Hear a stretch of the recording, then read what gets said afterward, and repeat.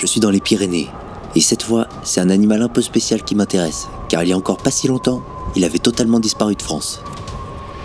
Alors là, on va tenter de photographier le bouquetin ibérique. Donc, c'est un bel animal qui ressemble beaucoup au bouquetin des Alpes. Cela dit, il y a quand même quelques petites différences, notamment au niveau des cornes, ainsi que de la couleur. Voilà. Alors, j'ai choisi d'y aller en plein hiver. Comme ça, il y aura de belles ambiances, de la neige, de la glace. Ça va être très sympa. C'est parti. Les griffes de l'hiver se referment sur la montagne. Et pour les animaux, c'est la lutte constante pour survivre dans ce monde gelé. Quant à moi, je monte. Normalement, c'est en altitude que j'ai le plus de chances de croiser les bouquetins.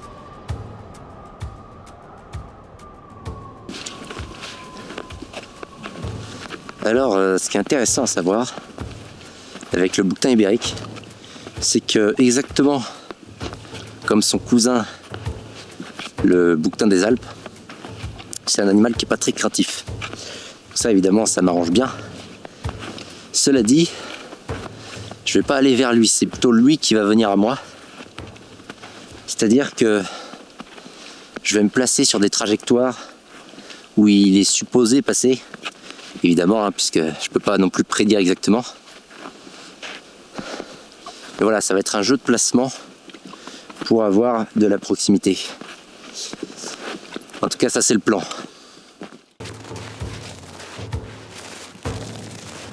Tout le long de l'ascension, je fais des pauses régulières pour m'assurer que je ne suis pas en train de passer devant un animal. Mais pour le moment, aucun signe de vie.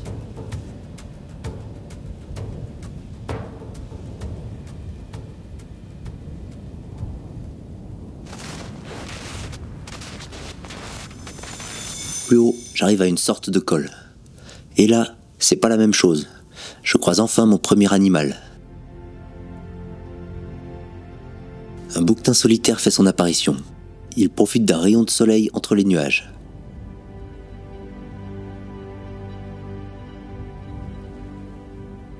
Alors c'est vrai, il n'a pas de très grandes cornes. En plus, les conditions sont loin d'être idéales pour faire une photo. Mais bon, c'est déjà un beau début. En plus, il y a certainement d'autres bouquetins un peu plus haut, car il se balade rarement seul. Et d'ailleurs, 5 minutes plus tard, j'arrive un peu plus haut, là où on croise les aigles.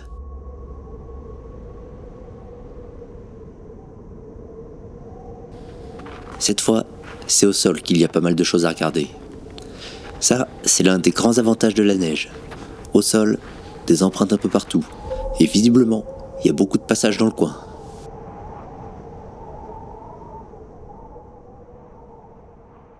Et quelques minutes plus tard, d'autres animaux apparaissent. Ce sont pas des bouquetins, mais des isards, le cousin pyrénéen du chamois.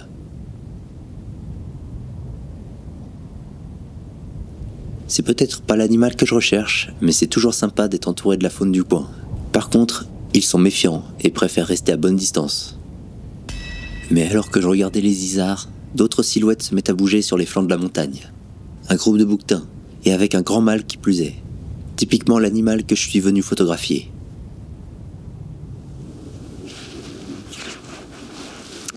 Alors, information intéressante. Il y a des bouquetins et des isards là-haut, dans les pentes. Alors évidemment, je vais pas y aller ce soir, hein.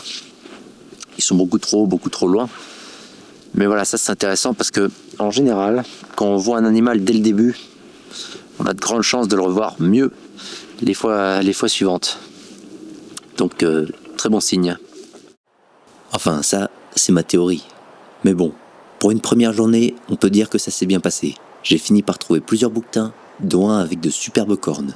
Et en plus, j'ai trouvé un endroit avec plein de traces où je pourrais attendre qu'il passe. Autrement dit, demain s'annonce très intéressant. Mais avec tout ça, le jour commence à décliner. Et il est temps de se préparer pour la nuit.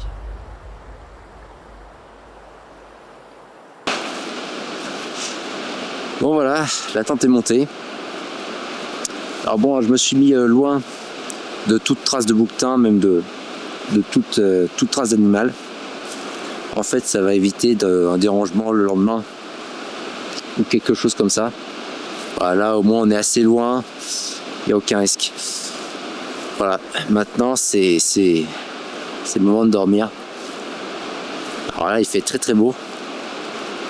Mais le problème, c'est que du coup, il va faire très très froid aussi. La nuit, les températures tournent autour de -7, -8. Mais à vrai dire, c'est pas tant ça le problème.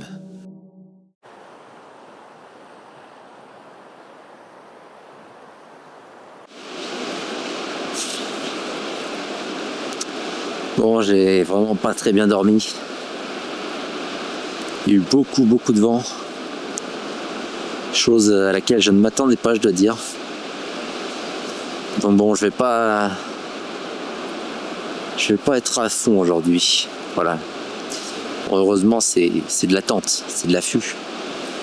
Donc c'est pas de la course, ça va. Mais bon. Allez. Je reviens rapidement à l'endroit où j'avais croisé les animaux hier. En tout cas, le soleil arrive et commence à réchauffer la vallée. Et d'ailleurs, j'ai vite fait de retrouver les habitants de la montagne.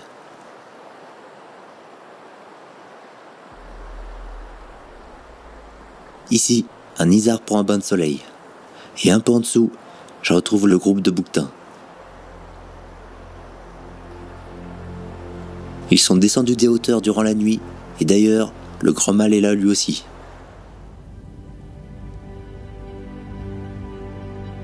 Mais pour le moment, pas de photos. C'est vrai qu'ils sont assez proches, mais la lumière du soleil est pas assez douce. Trop d'ombre. Et en plus, comme les animaux sont sur une pente, l'arrière-plan est juste derrière eux. Net, et c'est pas l'idéal. Ça peut paraître un peu maniaque de pas les photographier alors qu'ils sont juste là, mais j'ai déjà une idée assez précise des images que je veux faire. Alors c'est pas grave. Pour le moment, je me contente de les observer. Cela dit, la chance semble être de mon côté aujourd'hui, car bientôt, le soleil commence à se couvrir de nuages. Pourquoi est-ce que je suis content de voir un ciel gris, vous me demanderez? Eh bien maintenant, la lumière est beaucoup plus douce, sans ombre, et elle est blanchâtre, ce qui colle parfaitement avec l'ambiance hivernale en montagne. Bon voilà, on est de retour à l'endroit précis où on avait vu les traces hier. Alors en plus là, coup de chance, hein, les bouquetins sont pas très loin. Donc à mon avis, il y a de grandes chances qu'ils passent par ici. Voilà, il faudrait juste que le vent arrête un peu de souffler. Et à mon avis, ça sera parfait quoi. Il n'y a plus qu'à attendre, à mon avis. Les minutes passent et les bouquetins commencent à bouger, vers moi. Et ils se rapprochent, hein. Ils se rapprochent, petit à petit. Alors là, ils sont encore assez loin, mais à mon avis, ça devrait venir par ici. Et soudain, un bouquetin s'éloigne du groupe et se dirige vers mon secteur. Lui aussi a des belles cornes, et il finit par venir vers moi à une vingtaine de mètres.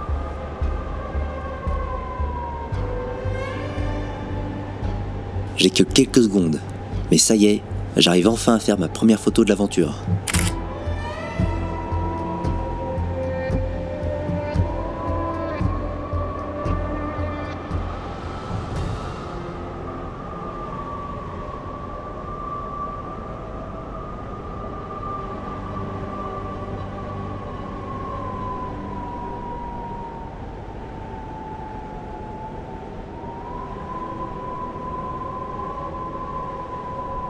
Il est reparti aussi vite qu'il est venu.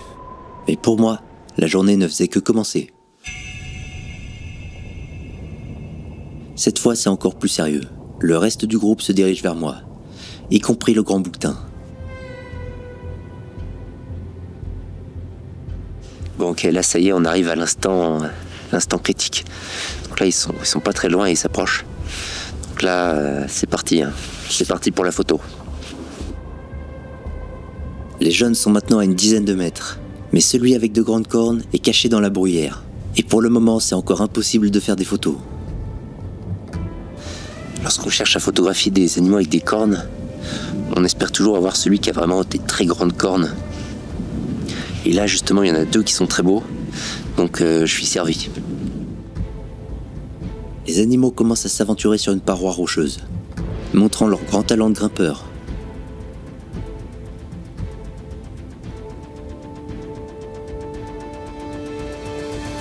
Magnifique spectacle, mais pour les photographier, c'est le même problème que ce matin. Il n'y a pas vraiment d'arrière-plan. La paroi est collée juste derrière eux et impossible de réaliser les images que je recherche dans ce cas-là.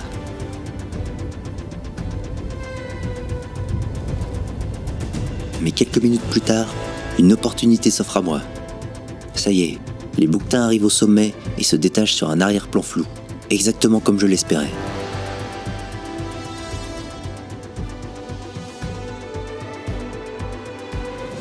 Ok, donc il devrait passer au-dessus d'un surplomb. Et donc il devrait, s'il passe au bon endroit, se démarquer. Et donc on aura un arrière-plan bien flou. Ça sera très sympa. Bon, maintenant il faut qu'il passe vraiment à un endroit très précis, je dois dire. Ça va pas être facile. Mais par contre s'il passe, je pense que ça rendra une très belle image. Les animaux arrivent un à un, et pour couronner le tout, quelques flocons commencent à tomber pour pimenter l'ambiance. Et enfin, ça y est, c'est au tour du grand bouquetin.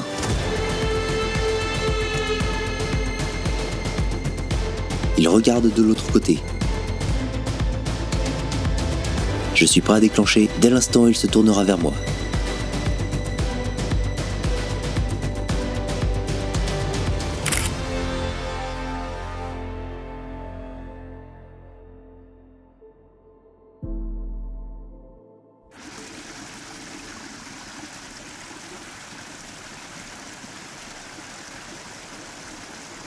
Bon, voilà, ils sont passés là. Ils sont partis dans les pentes, hein. Je les aurais pas avant un petit bout de temps. Mais voilà, superbe passage.